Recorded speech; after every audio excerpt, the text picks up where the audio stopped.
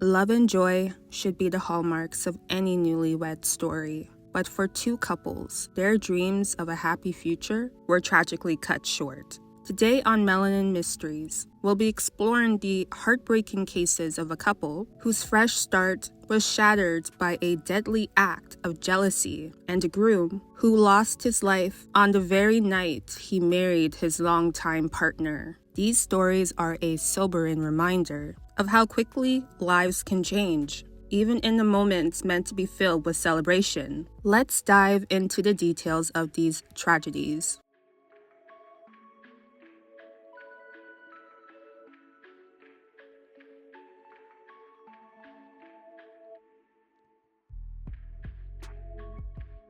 Kurland Williams and Marceline Racine were a newlywed couple who had just gotten married on Marceline's birthday. Before this, Marceline had finalized her divorce from her ex-husband, 46-year-old Sonny Josephat, and her sister stated that she has never been as happy as she was now. Marceline had moved to the U.S. from Haiti 25 years ago and worked her way up to becoming a nurse practitioner, while her new husband, Kurland, was a pastor. The couple was only able to bask in their marital bliss for a week until their life as a happily married couple was cut short. On Saturday morning of December 9th, 2023, the couple were outside of their home on the 12,000 block of Summit Run Circle near West Palm Beach when Sonny shot them. According to witnesses, Kurland was installing security cameras while Marceline was getting groceries out of their car. Sonny pulled up to the couple's home, and it was said he was either there to bring his daughter breakfast or to pick up his daughter to take her somewhere to get breakfast. Sonny had parked his car across the street, then greeted the couple. Then he pulled out a pistol and shot them and ran away. There were two other children of Marceline that was at the home during the shooting, as well as Sonny's adult daughter, who witnessed the shooting and called 911. Sonny later on turned himself in. He was charged with 2 counts of first-degree murder.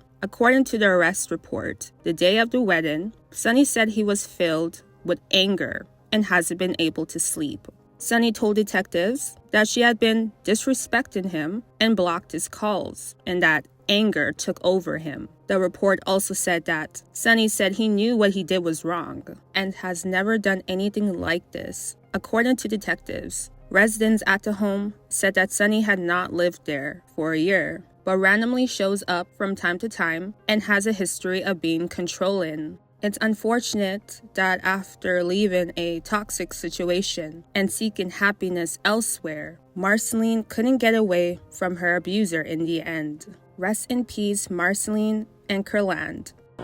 People remember their wedding days for all sorts of reasons: the love, the fun, the joy. A woman will now remember it as the day she lost her husband just hours after tying the knot. Tyreek Burton died in a shooting on his wedding night in Greensboro. His family shared the whirlwind of emotions with WFMY News 2's Itanise McMiller.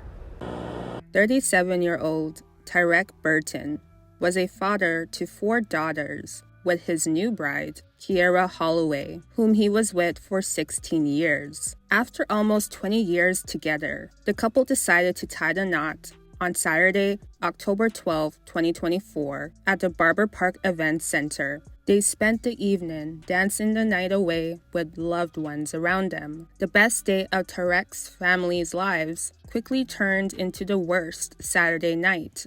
7 hours after the couple got married, tragedy struck as Tyreek was leaving the wedding venue, as he was under the impression that his new bride was already home, and when she called to tell him she wasn't, he went back to get her.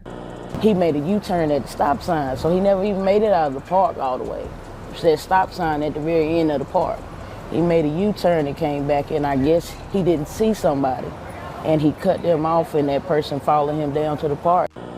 It was said that the gunman demanded to know who had passed him at a nearby stop sign, and Tyreek had responded saying, "If I did, I'm sorry," before the man opened fire. Then the gunman shot Tyreek approximately 15 times in front of multiple eyewitnesses, including one of his daughters and his wife, and fled the scene and has yet to be apprehended. Tyrek was pronounced dead despite first responders' immediate life-saving efforts. Brittany stated, "My brother didn't know this man at all. They never met. He didn't ask him what his name was. They never shook hands. This was a complete random stranger, and he shot him in cold blood." Tyrek's mom, Carolyn, voiced her grief and frustration, demanding swift justice for her son, saying, "He waited 13 years to marry his bride, and he didn't even get the chance to take her home. It's just not fair." Tyrek was remembered as someone known for his generosity and infectious smile, unfortunately leaving behind his wife and daughters. Tragedies like these reminds us of the fragility of life and the devastating consequences of unchecked anger and senseless violence. These victims were loved and cherished by those around them, and their stories serve as a reminder to cherish our loved ones and advocate for safer communities. Thank you for watching Melanin Mysteries. Please share your thoughts on these cases in the comments. And don't forget to like, subscribe,